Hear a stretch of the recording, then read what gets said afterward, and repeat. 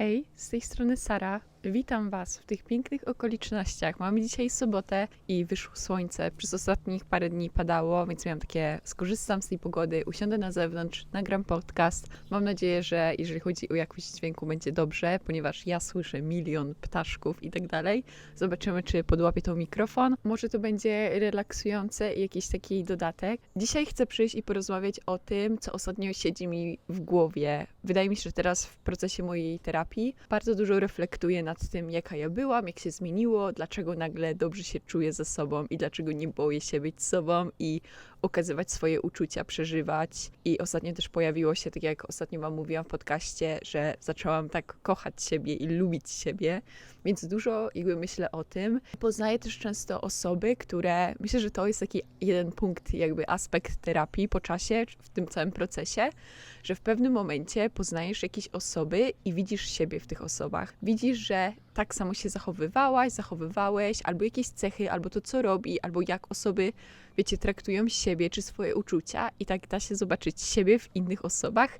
I wydaje mi się, że teraz jestem właśnie w takim procesie, że poznaję bardzo dużo osób i widzę, że przy niektórych osobach czuję takie spięcie w ciele, że boję się być sobą, czyli czuję się jakoś tak niekomfortowo, żeby być w pełni sobą, a później są osoby, gdzie poznaje się i wszystko płynie i są jakieś takie głębokie rozmowy, ale takie emocjonalne i takie widać, że ta osoba jest ze sobą okej i że to tak płynie z punktu miłości. I chciałabym też opowiedzieć i tak zreflektować o tym, że ja kiedyś tak bardzo starałam się być idealna. Tak starałam się być perfekcyjna po prostu, ponieważ jak poszłam do terapii, to miałam bardzo wysokie zdanie odnośnie siebie i odnośnie taka, jaka jestem.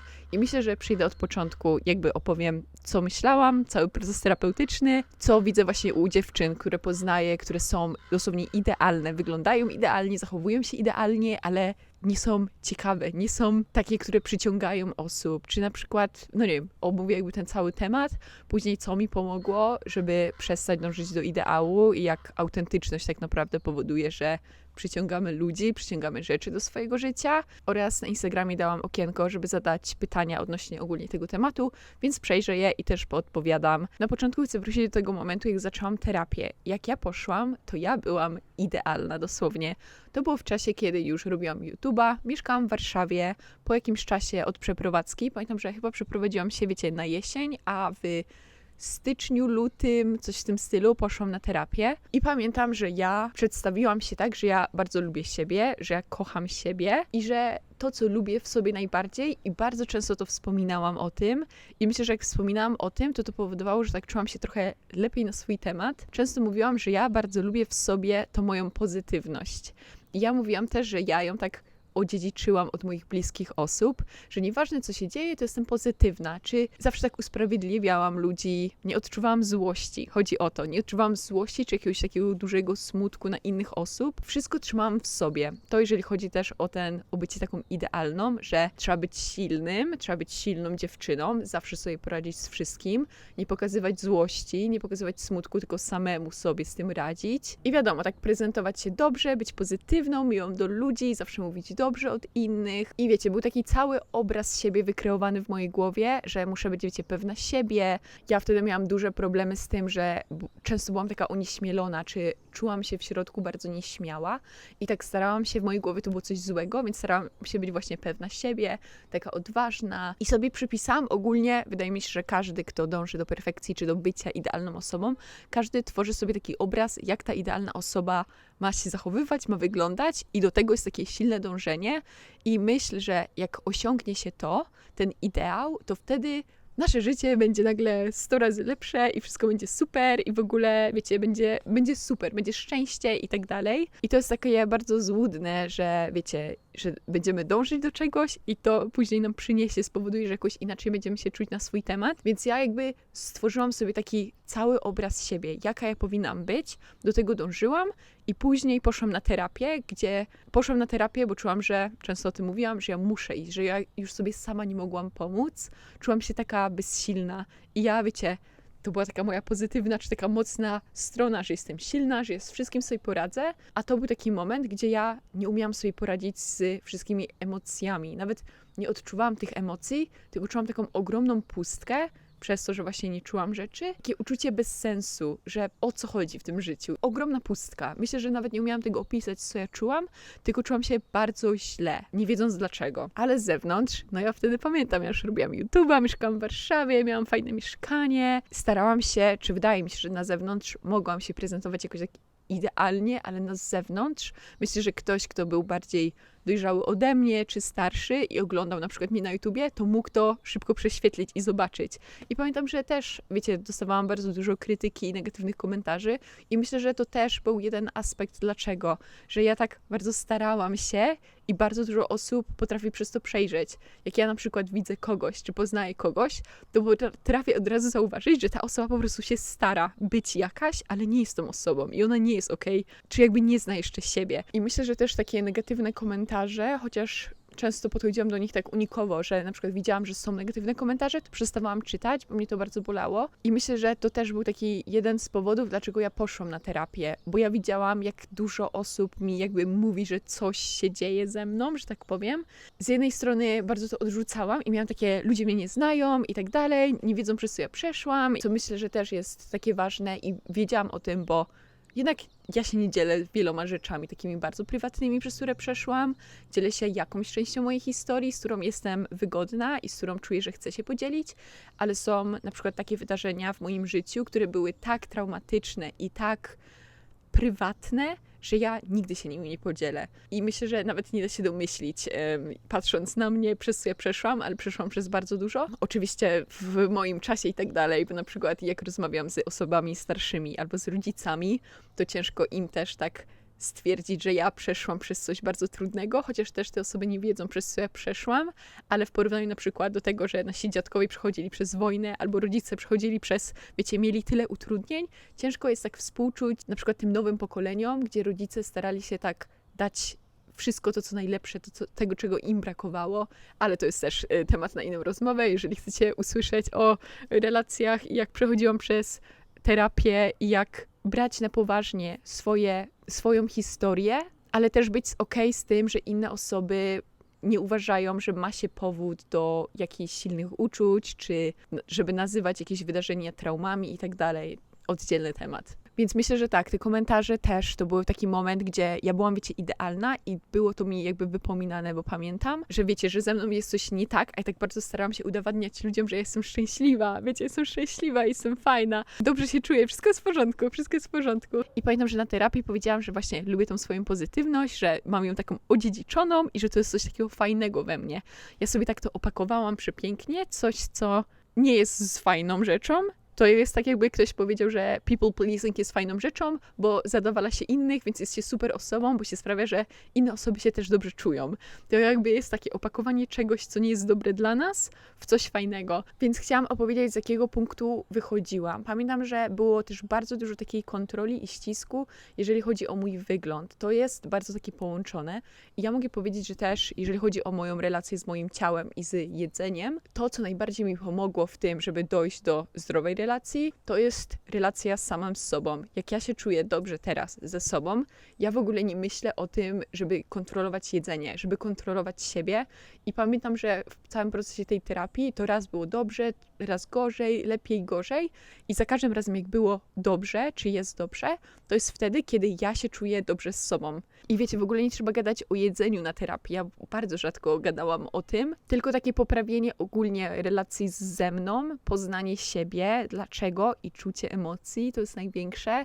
I jak przychodzi ta jakby właśnie miłość do siebie, to mam wrażenie było takim lekarstwem na wszystko, że na przykład teraz, jak się tak dobrze czuję, mam najlepszą relację ze swoim ciałem i z jedzeniem. I to jest przez to, ponieważ ja jestem okej ze sobą i ja nie mam czegoś, że jestem niewystarczająca, czy że muszę kontrolować, bo się czuję dobrze z tym, tak jak jest. Doszłam do takiego momentu, przynajmniej teraz, że czuję się tak dobrze z tym, gdzie jestem i jaka jestem, że ja w ogóle nie myślę, żeby coś kontrolować. I wiadomo, że na przykład mam jakieś swoje goals, co chcę osiągnąć, jeżeli chodzi, nie wiem, o treningi. Wszystko jest takie, nie mam jakichś super goals, ale na przykład chcę być umięśniona, wiecie, budować mięśnie i z czasem widzieć, że robi się bardziej umięśniona i tak dalej. Myślę, że jeżeli ktoś jest w fitnessie, to raczej każdy ma podobne goals, że tak powiem, ale to wszystko idzie z takiego punktu zabawy i miłości i chcę bo sprawia mi to przyjemność. Myślę, że to jest ważne, żeby poruszyć w tym odcinku, jeżeli chodzi o zaburzenia odżywiania i ciało,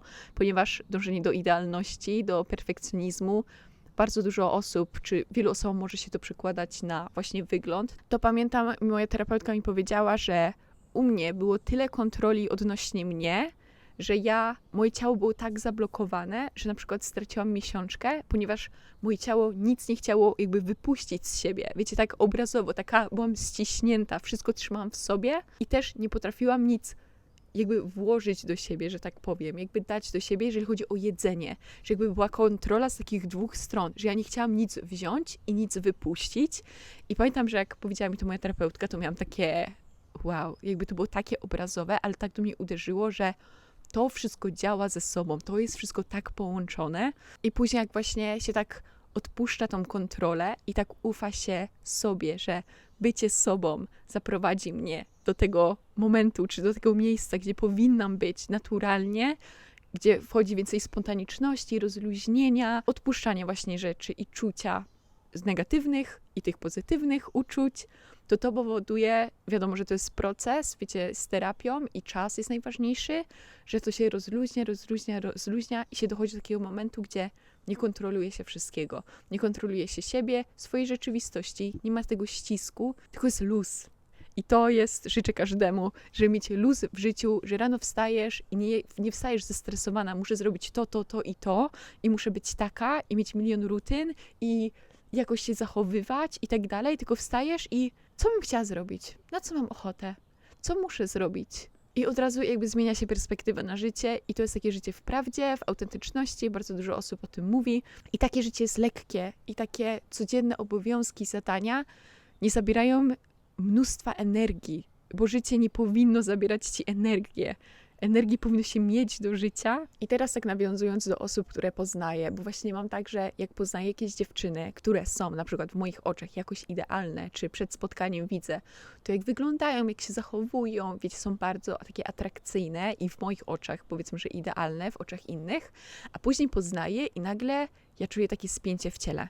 I czuję, że trochę tak boję się być sobą, czy boję się okazać złość, czy smutek, czy powiedzieć tak nagle coś spontanicznego i nie zastanowić się o tym, co ja powiem. To właśnie możecie mi dać znać, czy też tak macie, jeżeli przechodzicie, dojrzewacie, czy jesteście w terapii, czy nie, czy poznaliście właśnie osoby w swoim życiu, które przypominały was z przeszłości, bo ja mam bardzo często takie właśnie momenty, gdzie poznaję kogoś i mam takie, to byłam ja. Ja się tak zachowywałam, ja się bałam wszystkich ludzi, bardzo siebie kontrolowałam, nie odzywałam się, zatrzymywałam rzeczy do siebie, myślałam 20 razy zanim coś powiem, czy to powiem fajnie, co inni o mnie myślą, jak się zachowuję, jak wyglądam, jak siedzę, czy ludzie myślą, że jestem fajna.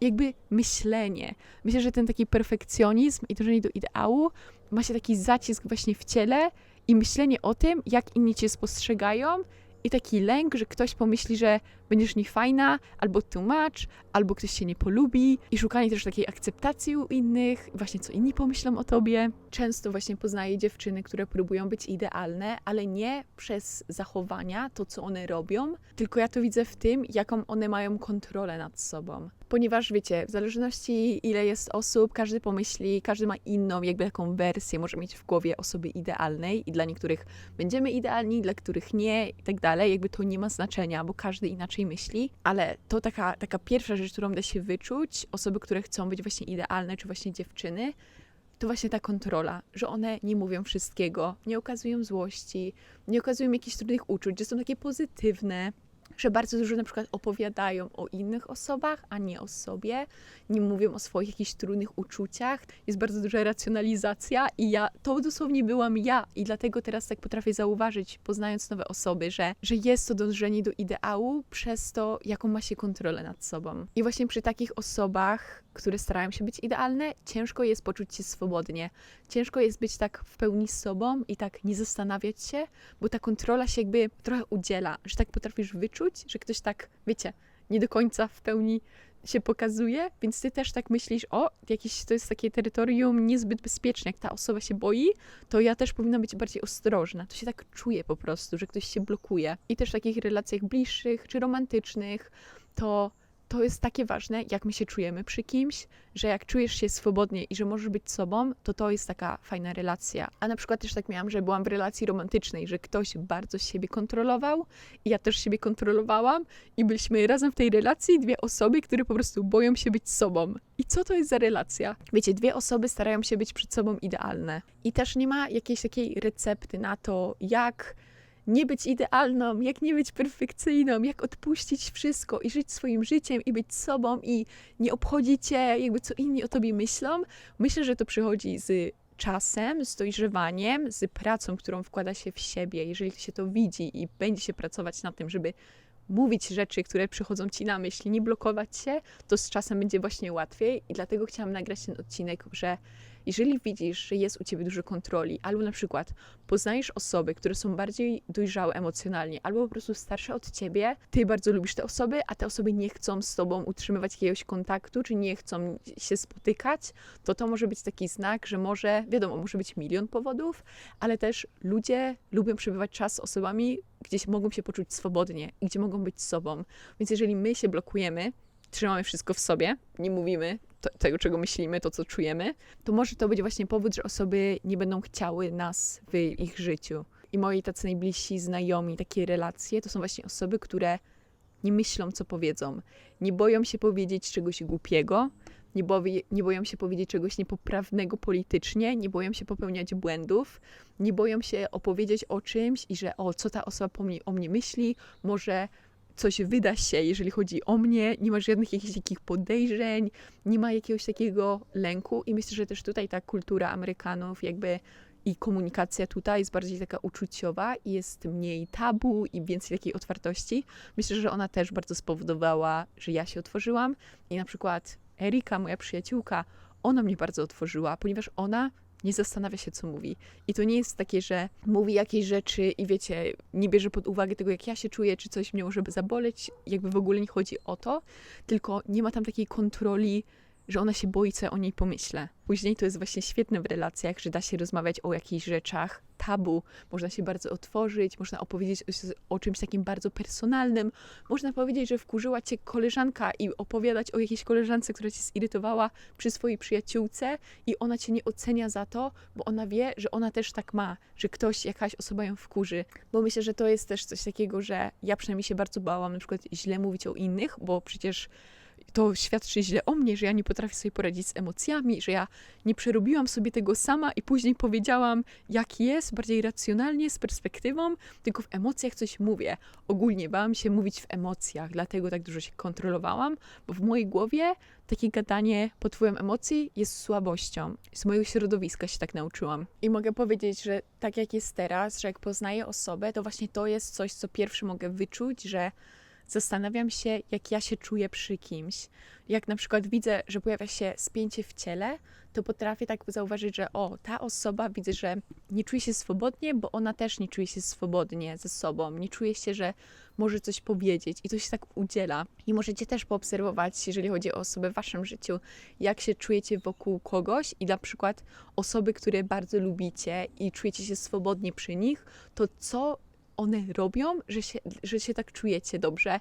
I myślę, że coś, co jest takiego bardzo uniwersalnego w nas wszystkich, to jest, że nas przyciąga autentyczność. Nie bycie idealnym, nie bycie jakimś, tylko jak widzimy, że osoba jest sobą, to jest najbardziej atrakcyjna rzecz. I nieważne, czy nam się podoba ta osoba, czy to, jak ona wygląda, jak się zachowuje, co mówi, jeżeli ktoś jest autentyczny, dosłownie przyciąga osoby i zawsze to będę powtarzała, że ja poznałam osoby, które z zewnątrz wydawały mi się takie mało interesujące, a później one gadały o swoich pasjach, o emocjach, wiecie, wydarzeniach, przeżyciach i miałam takie, ta osoba jest tak ciekawa, jakby wow, tyle przeżyła i w taki sposób opowiada i cała historia tej osoby i pomimo, że nigdy bym się nie zainteresowała, to po prostu energia tej osoby była taka przyciągająca i właśnie dlatego nazwałam to takie, że bycie idealną robi cię nudną, ponieważ jak starasz się być jakaś, to jakby nie odsłaniasz ogromnej części siebie, która tak naprawdę powoduje, że jesteś ciekawa. Że właśnie ta autentyczność i to wszystko, ten pakiet, a nie, że tylko pokazujesz te dobre kawałki, a tamte chowasz. Więc ludzie potrafią wyczuć, że blokuje się jakąś część, albo że ukrywasz coś, albo ty nie jesteś okej, albo ty nie znasz siebie tak do końca. a ludzie też lubią spędzać czas z osobami, które znają siebie i które są uważne, które emocjonalnie myślą, że jak coś powiedzą i na przykład ktoś źle zrozumie tą osobę, to od razu dopowiadają, a nie zatrzymują się i dobra, nieważne, nie będę opowiadała, nie dopowiem tam, bo kogo to obchodzi. I teraz też tak z perspektywy czasu, to myślę, że taka moja idealność miała ogromny wpływ na relacje. Że ja nie potrafiłam być w relacjach na dłużej, ponieważ albo osoby się ode mnie odsuwały, czułam, że nie jestem ciekawa, jakby ludzie tak może mnie lubią, ale nie do końca. Myślę, że też byłam często taka podejrzliwa, dlaczego ktoś chce się ze mną przyjaźnić, ponieważ ja czułam, że jakby nic nie daje z siebie, czy jakby ludzie nie czują się przy mnie jakoś komfortowo. Jakby myślę, że nie myślałam w taki sposób, bo w ogóle nie byłam tego świadoma, że to może być jakiś taki aspekt. Wiecie, teraz z perspektywy czasu mogę tak reflektować. Jak jesteśmy osobami takimi pełnymi, które czują wszystko i które dążą do jakichś swoich celów i jakby taką normalną, dojrzałą emocjonalnie osobą, jak się jest, to jest taki, powiedzmy, pik twojej wartości i ty musisz też zauważyć swoją wartość w tym wszystkim. To jest takie uniwersalne, że dogadasz się z każdym, kto jest podobnie myśli i też jest taki dojrzały emocjonalnie, że tak powiem, że wiecie, nie hamuje żadnych uczuć i się nie boi. I teraz na przykład poznaję bardzo dużo osób i to są różne osoby, starsze ode mnie, osoby, które mają po 40 lat, osoby, które są młodsze ode mnie, ale też na przykład mamy podobny język komunikacji. To jest coś, co bym powiedziała, że z osobami, którymi się najlepiej dogaduję, przyjaźnie, mamy ten sam język komunikacji. To są często osoby właśnie po terapii, które pokazują swoją złość, frustrację i ja to kocham. Ja to kocham i czuję się najbardziej swobodnie przy takich osobach. I myślę, że też jestem po prostu z siebie bardzo dumna. Po prostu czuję się dobrze i tak rozmawiając na terapii, to właśnie mi powiedziała moja terapeutka, że ja włożyłam dużo pracy w siebie, jeżeli chodzi o moje zaangażowanie, czas, jak się otworzyłam. Ja dosłownie mam wrażenie, że przegadałam całe moje dzieciństwo i jestem w terapii od prawie 3 lat i to zmieniło kompletnie moje życie. Ja myślę, że nie doszłabym do tego momentu, w którym teraz jestem, gdybym nie poszła na terapię. Myślę, że miałabym bardzo duże problemy, trudności w życiu bez terapii. Potrzebowałam po prostu taką nawigację, czy ja byłam taka bezsilna i to, jak sobie poradziłam z tymi rzeczami, jestem po prostu bardzo z siebie dumna. Jestem w takim momencie, gdzie widzę owoce trochę tej pracy mojej i myślę, że często tak spostrzegałam jeszcze siebie, że jestem w terapii, że mam takie trudności i to. A teraz tak widzę na to, że wow, Sara, jakby patrz, jaką robotę odwaliłaś, nie? Jakby jak się zmieniłaś i jak się teraz dobrze z sobą czujesz i jak sobie, że tak powiem, zapracowałaś na to, nie? I myślę, że to, co właśnie robi ludzi ciekawych, to jest takie, wiecie, bardzo proste, ale bycie sobą.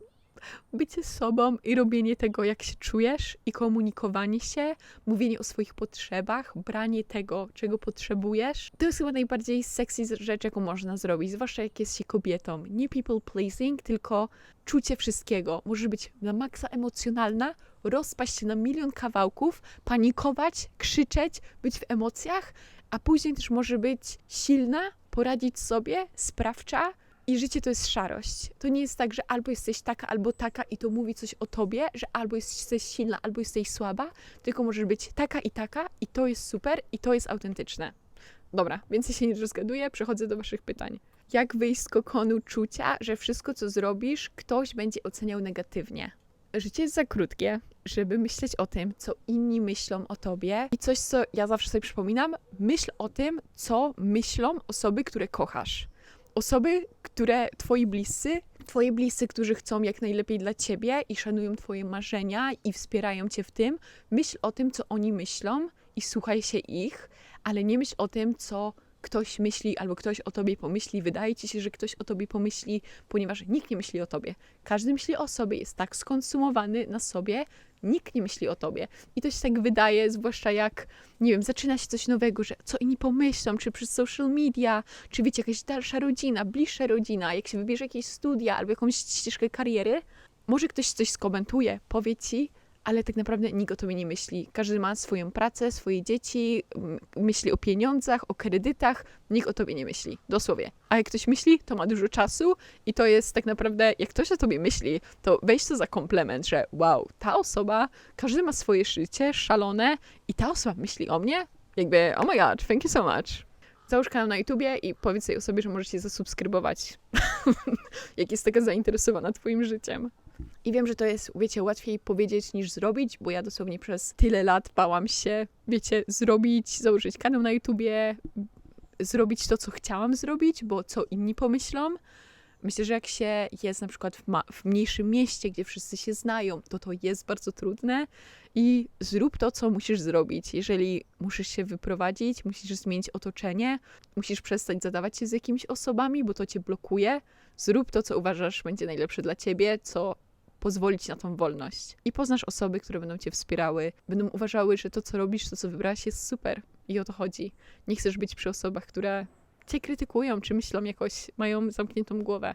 Co zrobić, gdy relacja przyjacielska już ci nie służy? Ktoś ma nagle inne wartości, ktoś źle na ciebie zaczyna wpływać. Jak nie zranić drugiej osoby, odcinając się nagle? Ja bym zrobiła tak, żebym się nie odcinała, ale myślę, że jak jest się w takim momencie i jest to naprawdę bliska osoba, przyjaciel, to idź do tej osoby i powiedzieć szczerze, jak się czujesz, że hej, ostatnio zauważyłam, że spędzając wspólnie czas, zaczęłam się trochę gorzej czuć. Czy, nie wiem, na swój temat, czy ogólnie gorzej. I wymień, dlaczego zachowanie tej osoby, ponieważ bardzo źle mówisz o sobie, albo jesteś negatywna, albo dużo mówisz, ale mało robisz, albo czuję u ciebie jakiś taki smutek w środku i zastanów się i zapytaj się, wejdź z tym wszystkim, co myślisz o tej osobie, w buty drugiej tej osoby i bądź ciekawa. Jakby kieruj się ciekawością i nie odcinaj się, nie oceniaj tej osoby, tylko zastanów się, dlaczego ona taka jest i może ta osoba też potrzebuje pomocy, może potrzebuje się wygadać, może przechodzi przez coś trudnego, ponieważ mi też to się zdarzało w takich relacjach przyjacielskich, już teraz późniejszych, wiecie, gdzie osoby kocham i na których bardzo mi zależy, a widzę, że one negatywnie na mnie wpływają, więc jeżeli czujesz, że możesz to zrobić i ta osoba nie będzie się bronić, nie będzie cię obrażać, nie odetnie ciebie nagle, wiecie, z jakiegoś lęku, to idź i przedstaw, że naprawdę, że martwisz się o tę osobę. Jeżeli ona nagle na ciebie negatywnie wpływa, jeżeli chodzi o to, co ona robi ze swoim życiem czy coś, to po prostu powiedz to, jak się czujesz. To jest najlepsze i później idź od tego i przejdź przez to razem z tą osobą, a jak widzisz, że ta osoba tego nie widzi, bo jakby, wiecie, jest to taki obszerny temat, bo nie wiem, może ktoś nagle zacząć imprezować i dlatego negatywnie na ciebie to wpływa, albo mieć jakieś relacje z osobami, które nie są dobre dla tej osoby i widzisz, że ciebie to boli i wiecie, negatywnie wpływa na ciebie. Więc ja bym tak właśnie poszła do tej osoby i przedstawiła, jak się czujesz i była ciekawa, co się dzieje w życiu tej osoby i tak doszła do tego, dlaczego cię coś boli.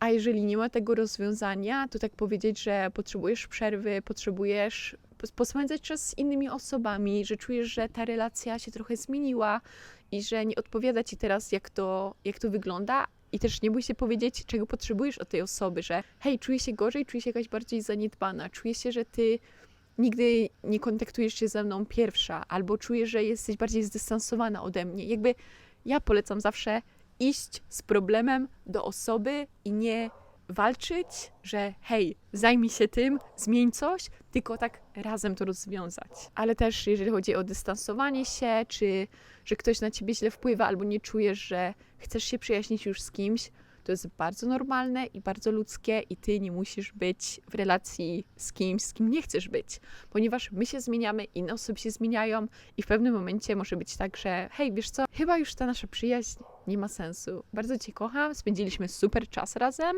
wiecie, znamy się bardzo i to też nie musi być właśnie takie odcinanie się, ale po prostu zdystansowanie się i może kiedyś znowu wasze drogi się przetną. Jak wybaczać sobie błędy? Myślę, że to zależy od perspektywy. Ja na przykład nie patrzę na błędy i myślę, że to jest bardzo takie cliché, że ja nie patrzę na błędy jako na błędy, tylko błędy jako opportunities to grow, albo takie sytuacje, które powodują, że właśnie mogę się czegoś nauczyć. To są takie lekcje, moje błędy, ale mam na przykład coś, że zawaliłam, że spóźniłam się z czymś, że wiecie, przegapiłam jakiś termin, jeżeli chodzi o cokolwiek, więc to był powiedzmy jakiś błąd i coś, co mi pomaga, to wkurzyć się na sytuację, na siebie, wkurzyć się, pokrzyczeć, powiedzieć, przeklnąć sobie pod nosem. To jest normalne i ludzkie.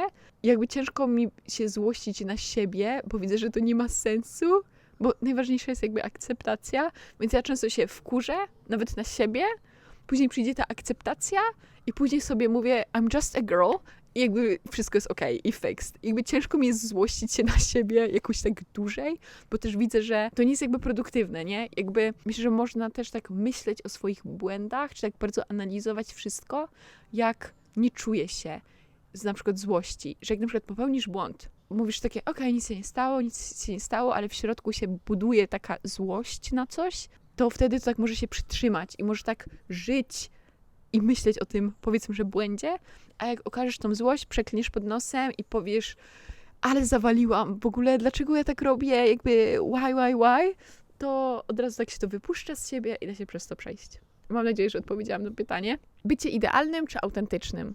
Autentycznym 100%. Lepiej być autentycznym i żeby 50 osób cię lubiło, 50 osób cię nienawidziło, niż być idealnym i nie masz szansy na to, żeby te 50 osób tak naprawdę cię lubiło za ciebie. Mam nadzieję, że to ma sens. Bo bycie idealnym, to wtedy jest się na takim rozdroju, że nikt cię nie będzie lubił tak na maksa i nikt cię nie będzie tak nie lubił na maksa. A jak jest się autentycznym, to ludzie będą love or hate you. I uważam, że to jest najlepsza rzecz ever. Jak zacząć robić coś, czego nie robimy, bo boimy się, że nie zrobimy tego idealnie. To jest też, jeżeli chodzi o perfekcjonizm, to jest coś, co blokuje bardzo wielu osób, że my nie zaczynamy robić jakichś rzeczy, zmieniać, czy jeżeli chodzi o rutyny, nawyki, ścieżka kariery, bo boimy się, że to nie będzie idealne, zawsze może być lepiej. I myślę, że jak zauważy się to i się zrób to nieidealnie, to już jest jakby droga do sukcesu. Ja pamiętam, że na przykład jak zaczynałam YouTube'a, to chciałam, żeby moje filmy były w jakiś tam sposób idealne, czy jakiś super. I wiecie, stworzyłam tyle filmów, nagrałam, zedytowałam i ich nigdy nie dodałam, bo miałam takie, że nie, to nie jest to, że musi być lepsze, że muszę być lepsze, jeżeli chodzi o edytowanie, to jak się zachowuję i nie dodawałam tego. I w pewnym momencie ja już tego dłużej nie potrafiłam odkładać i dodałam film na YouTubie, który w ogóle nie był idealny. Był taki cringe, jeżeli chodzi o edytowanie, nie byłam w ogóle niego pewna, ale miałam takie, dodam go, boję się, nie jest to idealne, nie podoba mi się to w pełni, ale nigdy nie stworzę filmu, który będzie idealny i który mi się spodoba. To jest jakieś takie moje wyobrażenie w głowie i wolę robić to nieidealnie, bo też dużo czytałam, dużo się jakby informowałam, dużo siedziałam w takim samorozwoju, że to jest właśnie różnica pomiędzy osobami, które osiągają sukces, a nie. Że osoby, które osiągają sukces, nie boją się robić rzeczy nieidealnie. Chętnie usłyszę Twoje ulubione, nieidealne zachowania w sobie lub innych, co czynią nas wyjątkowym. To pytanie jest świetne. Chwila, muszę się zastanowić. Moje nieidealne zachowania, to wydaje mi się, że ja zawsze blokowałam jakąś złość czy smutek, więc takie moje, powiedzmy, że nieidealne zachowanie to jest mówienie w emocjach o kimś, że na przykład jak ktoś mnie zrani albo ktoś coś zrobi i mnie to wkurzy, to kiedyś to blokowałam, a teraz to nie jest obgadywanie ludzi, ale ja mówię w emocjach jakoś negatywnie o kimś. To jest jedyny sposób, gdzie I can get over it i idę do osób, którym ufam i osoby, które też to robią, które opowiadają mi o innych osobach i ja jestem dla nich też tym takim safe space. Nie oceniamy się za to, tylko tak rozumiemy, że żeby przejść przez coś, to musimy jakby o tym pogadać i może pogadamy o kimś jakoś tak negatywnie, jakoś nie za pięknie i tak dalej, ale this is life. Moje nieidealne jakieś takie rzeczy, co jeszcze to by było? Myślę, że przeklinanie, tak wiecie, czasami sobie pod nosem, jak ktoś mnie zdenerwuje mocno, albo ja coś zrobię i mnie wkurzy, to jest taki czysty upust emocji. Właśnie lubię, jakie inne osoby przychodzą do mnie i mówią na przykład o jakichś innych osobach, że się nie boją właśnie, że jestem ich takim safe space. Później rozmawianie o słabościach, że no ja robię na przykład to, albo w relacjach się tak zachowywałem i mówienie o tym, jak było, albo jak jest, co nie jest na przykład jakieś super, ale tak mówienie i bycie okej z tym i dzielenie się tym, nie ukrywaniem i nie staranie się właśnie być jakby świetnym i że zawsze sobie radzę z wszystkim, tylko właśnie bycie takie vulnerable. Spóźniam się bardzo często i czasami nawet nie przepraszam za to, że się spóźniam, ponieważ mam takie, jak dla mnie to jest, ja nie rozumiem tego.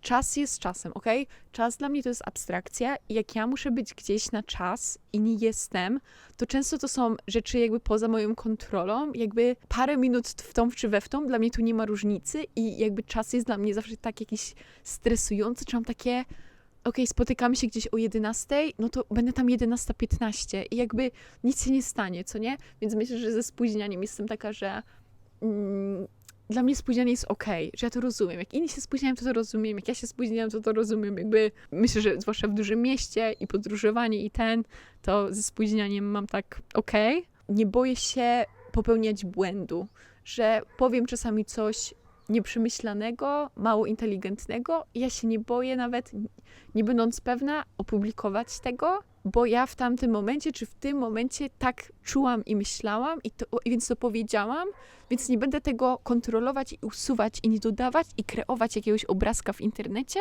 tylko wolę coś dodać i żeby ktoś mi powiedział później, że hej, nie masz racji. Jak radzić sobie z poczuciem bycia gorszym i niepasującym do twojego otoczenia?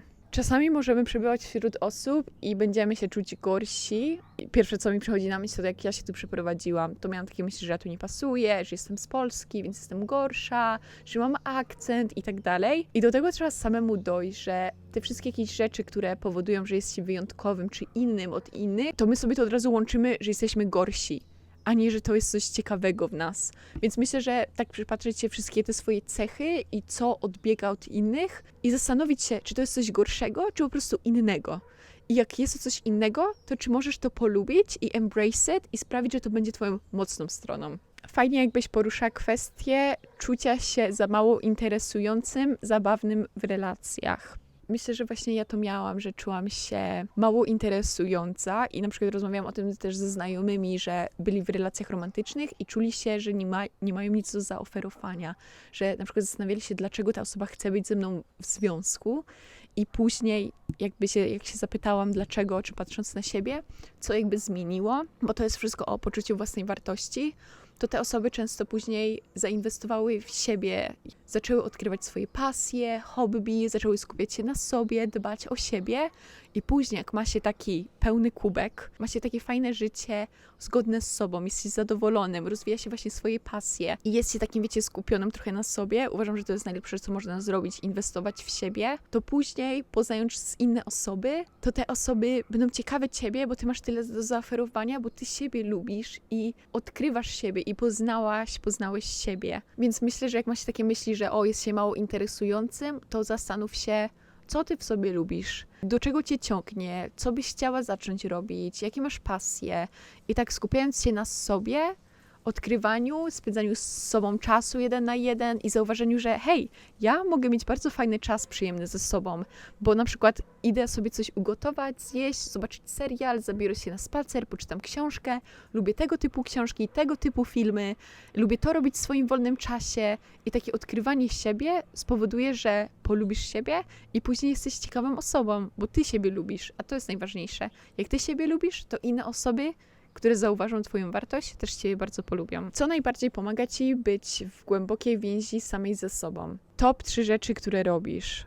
1 to jest słuchanie siebie, swojej intuicji, słuchanie tego, co ja chcę, słuchanie swoich potrzeb, stawianie granic i dbanie o siebie. Numer 2 to jest mówienie, wyrażanie, niekontrolowanie siebie i mówienie tego, co myślę.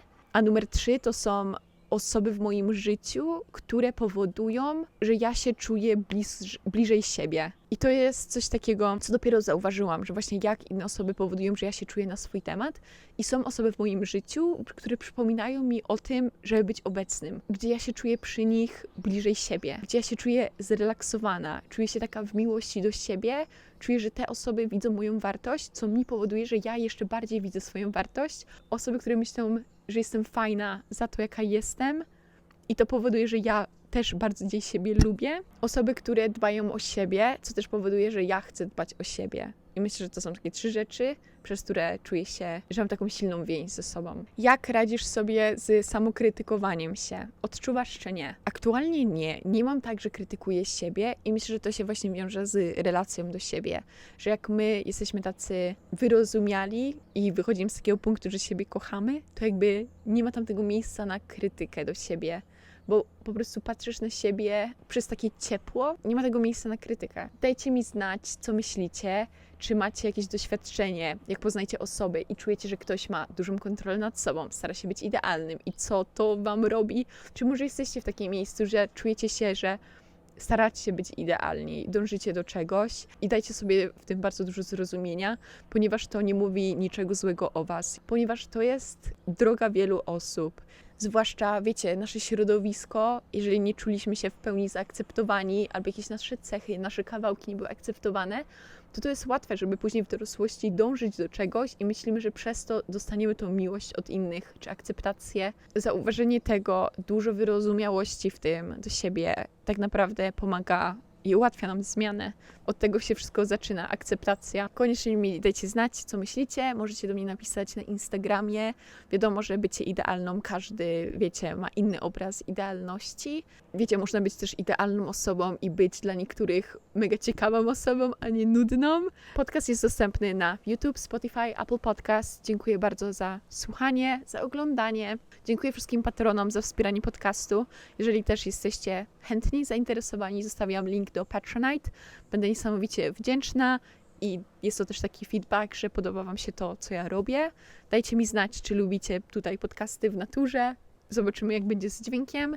I co, życzę Wam miłego tygodnia, wieczora, dnia. Trzymajcie się bardzo. Buziaki i do usłyszenia za tydzień. Pa, pa.